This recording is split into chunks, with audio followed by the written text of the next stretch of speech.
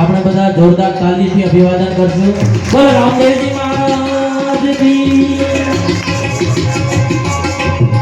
વિનંતી કરી.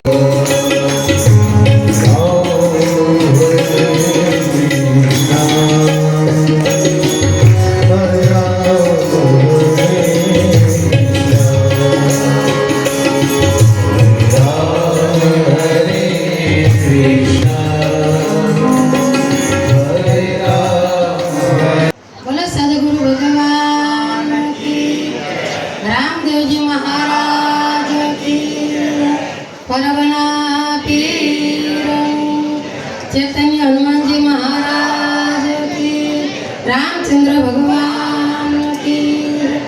ओम नमः पार्वती पति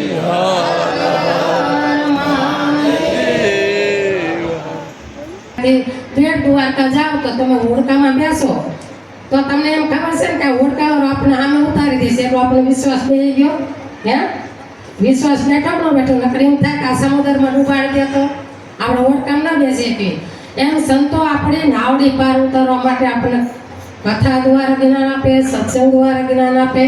એમ દરેકને આપણા જીવનમાં એક મંગળા નામનો ભીલ હતો અને ગાયું ચરાવતો હતો અને ગાયું રોજ મોંદરે ગાયું ચારવા જાય. આનો જો ઇતિહાસ તો ઘણો બધો લાંબો છે પણ આપણે ટૂંકમાં એમના પહેલા અવતારની વાત કરી દઈએ. તો એ વખતે એ ભીલ ડુંગરે ગાયું ચારવા જાય, ગોંદરે બધી ગાયું ભેગી થાય એટલે ગાયું લઈને ચરાવતો હોય.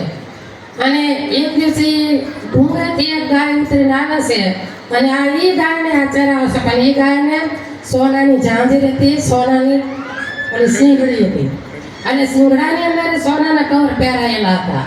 એટલે મંગલો વિચાર કરો મીડા કોઈ શ્રીમતની ગાય છે કે સોનાના સિંગડા, સોનાની ઝાંઝરી, એટલે આ કોઈ શ્રીમતની ગાય છે પણ કાંઈ વાંધો નહીં કે આપણે તો નીતિથી ગાયું ચારવાની છે એટલે જેની ગાય હોય ને આપણે ચારવાનું કામ છે ને. આ રીતે કાયમ માટે ગાયું ચારે છે. અને જ્યારે એ ઘરે જાય ને આ ગાય આવી તેથી હરખમાં નરખમાં ગયો એટલે એના પત્નીએ પૂછ્યું કે આજ કેમ આટલા બધા હરખમાં છો? આ તમારા ઘર સંસાર એવો છે ને કે જ્યારે ભાઈ કામેથી આવે, ધંધેથી આવે ત્યારે બેનું એના મોઢા આમ જોવે ને કે આ થાકી ગયેલા છે કે કાંઈ કમાઈને આવ્યા છે કે શું છે એમ. એટલે એના મોઢા આમ જોઈ એમ એટલે આ મંગળાની પત્ની મોઢા આમ જોઈને કહે છે આજ કેમ આટલા બધા હરખમાં છો? એમ બસ એટલે પણ કે શું આટલા બધા હરખમાં છો, તમે મોઢેથી મલકાવશો એટલા બધા હરખમાં? એટલે છે શું કે આ તો એક શ્રીમતની ગાય આવી હતી ત્યાં સોનાની કે ઝાંઝરી, સોનાના સિંગડા કે. એટલે મને એમ થયું કે આ ભાઈ કેવી એને પૂર્ણાઈ કરી છે, કેવી એને કમાણી કરી છે. તે એની ગાયોને પણ સોનાની ઝાંઝરી, સોનાના સિંગડા. એટલે એની પત્ની કે મન નથી બગડ્યું ને? જો અહીંયા ખાસ તમારા કથાનો મહિમા તમને સાંભળવા મળશે કે કથા સાંભળવાથી શું થાય. એટલે એ વખતે મંગળો એને પત્નીને કહે છે અરે ગાંડી મારું મન બગડ્યું નથી સોનામાં. મને એવું લાગ્યું તમારું સોનામાં મન બગડ્યું છે એટલે તમે આટલા બધા હરખાવશે. એ કે મને જ્યારે જ્યારે ટાઈમ મળે ને ત્યારે હું કથા સાંભળવા જાઉં છું. એટલે કથામાં જાઉં ને ત્યારે અહીંયા મહારાજ છે એવું વાંચ્યું હતું અને મેં સાંભળ્યું હતું કે પર ધન પથ્થર સમાન, પર સ્ત્રી માત સમાન. શું કીધું એને? પર ધન પથ્થર સમાન અને પર સ્ત્રી માત સમાન. એટલે આ મેં લઈ લીધું મારા જીવનની અંદર. એટલે ભાઈઓ બહેનો ખાસ આપણા જીવનમાં આવીને જોવું પડે કે પારકું ધન ક્યારે લેવાની ઈચ્છા ન કરવી જોઈએ. પર સ્ત્રી માત સમાન. આપણે ગામમાં ગમે સામા બહેનો જતા હોય, કોઈ સામા વળે વડીલ તો આપણે બાપ સમાન માનવા, તમારી આજ્ઞા મળે તો ભાઈ સમાન માનવા, નાના હોય તો દીકરા સમાન માનવા. એમ ભાઈને પણ એવી રીતે જીવન જીવવું જોઈએ કે મોટા ઉંમરના મળે તો એને મા સમાન, એમને સરખા મળે તો બેન સમાન, એથી નાના મળે તો દીકરી સમાન. આવું જ્યારે જીવન જીવે એ મંગળાએ એવું સમજાયું કે કથામાં આવ્યું હતું અને મેં મારા જીવનમાં મંત્ર લઈ લીધો કે પર ધન પથ્થર સમાન, પર છત્રી માત સમાન. એટલે ગાંધી મારું કંઈ સોનામાં મન મોહે નહીં. મારું કામ તો નીતિથી ગાયો ચારવાનું છે અને નીતિથી ગાયો ચારું છું. આમ ગાયો ચારતા ચારતા અમુક સમય હોય એટલે મજૂરી લેવા જવી પડે ને, કંઈક ગાયું જેને ચારતા હોય ઘરે ઘરે જવું પડે. એટલે આ મંગળો જાય છે કે આ ગાય તો પણ ડુંગરેથી હેઠી ઉતરીને આવે છે. એટલે આ ડુંગરે જાય છે તો ડુંગરે જાય તો સોનાના બંગલા, સોનાની દિવાલો. મંગળો કે ઓહો અહીંયા તો બધું સોનું સોનું સોનું છે. પછી દરવાજે જાય છે, દરવાજો ખખડાવે છે એટલે માજી આવે છે કે કોણ? તે કે હું મંગળો. તે કે શું આવ્યો છો ભાઈ? તે કે હું તમારી ગાય ચારું છું એટલે મારી કે મજૂરી લેવા આવ્યો છું. તે કે આ બાપ કે તું ગાય ચારસ? તે કે હા હું ચારું છું કે. એટલે કે બોલો મજૂરી શું થાય છે? પણ ઓલાને એમ થયું કે આ સોનાના બંગલા, સોનાની દિવાલો છે, આમાં મારે માગવું શું? એટલે હું કે માગું ને એમ કીધું તમારે જે માં આપવું હોય. અરે કે ના તમે ગાય બહુ સરસ રીતે તમારી ગાય ચારો છો. મારી ગાય 5 શેર દૂધ કાઢતી તમે ચારવા માંડ્યા ને પછી 9 શેર દૂધ કાઢે છે. એટલે ગાય સરસ તમે ચરાવો છો કે. એટલે તમે જે માગો તમારે આપવાનું છે.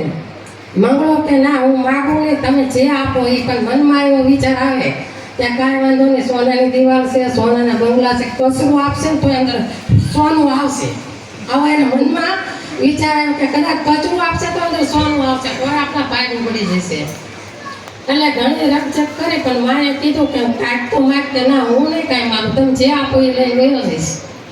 અંદર જઈને માડીએ છે ને જવ પડ્યા હતા, જવનું હુપડું ભરી અને ઓલા મંગળાને કે તારું ઓલા આ ચા એટલે ખંભે ઓલી હોય તે કામળી પોળી કરે, ઓલા કામળી પોળી કરી તો માએ જવ નાખ્યા અને જવમાં પોટલું બાંધી અને મંગળો નીકળ્યો. મનમાં વિચાર કરે અરે કે મોટાનું ભોપાળું જ હોય, મોટાનું ભોપાળું જ હોય. આ કે બહુ મોટો બંગલો આનું છે, આટલું બધું છે, મને જવ આપ્યા. એટલે કે આ મોટા બધાનું ભોપાળું જ હોય, મોટાનું ભોપાળું એને રટણ થઈ ગયું. તે ઠેઠ ઘર સુધી બોલતો ગયો મોટાનું ભોપાળું હોય, મોટાનું ભોપાળું. ઘરે જાય પત્ની કે શું મોટાનું ભોપાળું, મોટો કાંઈ લવાનેથી ઉપડી ગયો ને. એટલે કે ના તો કે તમે ઓલી મજૂરી માગવા ગયા હતા એનું શું થયું? અરે કે એટલે જ હું કહું છું મોટાનું ભોપાળું હોય, જવ આપ્યા. તે કે ક્યાં ગયા? તે હું ઠેઠું ઢોળતો આવ્યો, જવ લાવતા આગળ તારી મને બીક લાગે કે તમે અહીંયા ગોરાબુથી આવી રીતે ગાયું છાડી અને અત્યારે આ તમે જવ લઈને આવ્યા. અને બીક તો લાગે ને ભાઈ, રાજા દીકરા છે હા લાગે ને, જો આ બધા પુરાવા આપે છે બીક લાગે. એટલે એ ભીલાવ્યો તો પછી ઓલી ભીલડી કે તમે નજીક તો આવો મારા નાથ, તમે શ્યામાં જવ ભરી લાવ્યા હતા. એને એક એવો વિશ્વાસ કે આખા વર્ષ એને ગાય ચાલ્યું હોય અને એ ગાયને જો સોનાની સિંગડી અને સોનાની જાંજરી હોય તો આને જવું ન આપે. કાંઈક તો કંઈક આમાં ભગવાનની લીલા છે કે. એટલે કે તમે શેમાં ઘઉં લાવ્યા હતા, એટલે જવું લાવ્યા હતા.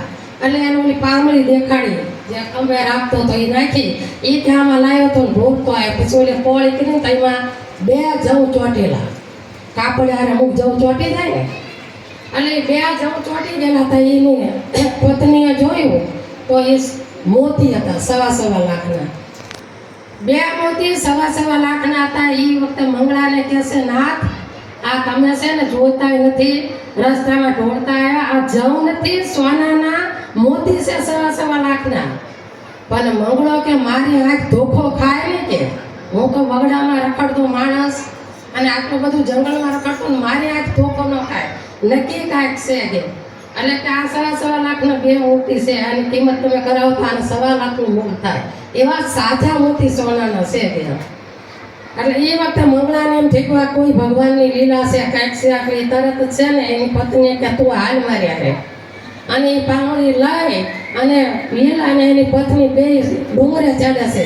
ત્યાં ડુંગરે ચડે તે ડુંગરો કોઈનો નહોતો, માં અંબાનો હતો. આબુમાં ઉઠવાની માં અંબાનો બેઠો હતો. એને માં અંબાની ગાય ચારી હતી. અને એ વખતે એ ડુંગરા ચડીને કહે છે, હે માં, તું અહીંયા બેઠી છું મને નથી ખબર.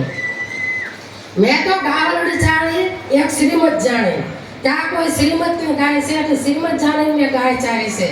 અને કે માં મારી કાંઈ ભૂલ હોય, કાંઈ અપરાધ હોય, ક્ષમા કરજો. એ વખતે અંબા કહે છે કે નાના મંગળા, તે ગાય ચારી, ગાયની સેવાનું ફળ તેને મેં આપ્યું છે. એટલે ગૌનો પણ આટલો ગૌ માતાનો મહિમા છે બેનો. ગાય માતાની જેટલી થાય ને એટલી સેવા કરવી. મંગળાએ ગાય ચારી હતી ત્યારે કેટલું બધું માં અંબાએ આપ્યું. હવે એની પરીક્ષા હતી, પણ અંબામાં એમ કીધું કે મંગળા, હું છે ને તને આપીશ તો ખરી, તું માગ. મંગળો કે મારે કાંઈ નથી જોતું માં, તમારું દર્શન થયું, માં જગદંબા પ્રસન્ન થાય, સિંહાસન ચડી અસવારી અને માં તે મને દર્શન આપ્યા, આથી મારે હવે વિશેષ કાંઈ જોતું નથી. પણ છતાં કે નહીં, જો બેટા તે મારી ગાય ચારી છે અને હું તને ન આપું તો હું ભેળિયા વાળી ત્યાં લાજુ કે મારો ભેળિયો લાગે કે, એટલે તું માગ, હું તને આપું. એ વખતે મંગળો માગે છે કે એક દેવ જેવો દીકરો આપો. બસ એટલે આને કીધું માએ કે દેવ જેવો દીકરો ભગવાન સિવાય કોણ હોય. એટલે કે મંગળા, હજુ તારી કમાણી કાચી છે, હજુ તું કમાણી કર અને તારા ઘરે ભગવાન અવતાર લેશે અને તારા ઘરે ભગવાનનો જન્મ થશે. પણ હજુ પુનાય તું પૂરેપૂરી કઈ કમાણી કાચી છે. એટલે કહેવાનો મતલબ કે કથામાંથી આ બે જ વાક્ય લઈને ગયો કે પરધન પથ્થર સમાન અને પરસ્ત્રી માત સમાન. આ બે વાક્ય ઉપર થઈને આખા જીવનમાં અને ગાય માતાની એને સેવા કરીને ગાયું ચારી તેને કેટલું બધું ફળ મળ્યું. માના દર્શન થયા. એમ આપણે કથામાં આવી તો આપણા ઘર પરિવારમાં સુખ શાંતિ મળે, સંપત્તિ મળે, આ બધું જ શાંતિ થઈ જાય. એમ કથા સાંભળી, ઓલા કે કથા ફૂટી, કથા સાંભળીને ફૂટા કાન, તો એનું આવ્યું બ્રહ્મ જ્ઞાન. એટલે બેનું બધા ઊભા થાય તો આમ ખંચેરતા હોય, એટલે કંઠેરી ન હોય જતા કાંઈક લેતા જજો. મંગળાએ જેમ કથામાંથી લીધું ને એમ તમે કાંઈક તમારું જીવનમાં કાંઈક લેતા જજો. તમારા આત્માનું કલ્યાણ થાય, તમારા પરિવારનું કલ્યાણ થાય. અને સરસ મજાનું આ કથાનું આયોજન કર્યું છે, બધાને ખૂબ ખૂબ ધન્યવાદ પાઠવું છું. દર વર્ષે આવું બધું કથાનું આયોજન કરતા રહેજો અને તમારા જીવનમાં રામ ભક્તિ ઉતરે એ જ ભગવાનને પ્રાર્થના. મારી વાણીને વિરામ આપું. હસ્તુ યસ્તુ સદગુરુ ભગવાન કી, રામચંદ્ર ભગવાન કી, કૃષ્ણ કનૈયા